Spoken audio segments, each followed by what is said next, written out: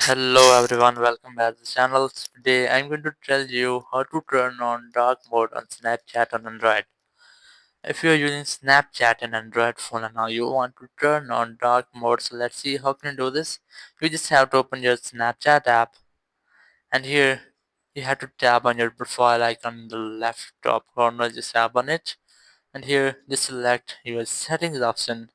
Just here, just tap on it, and here you have to look down for app appearance option. Just tap on it, and here you will get the menu of this type. You have to select always light or always dark. If you want to select, I'm going to select always dark to enable dark mode, and then you have to tap on restart now.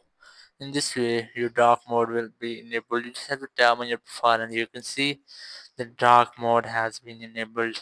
Just go for settings, and here you will get all of your settings in dark mode. Now if you want to disable it, so you just have to look for app appearance again, and here select always light or match system. If you have selected match system, so when your system dark mode will be enabled, your Snapchat dark mode will be automatically enabled. So that's how you can easily turn on dark mode on your Snapchat app.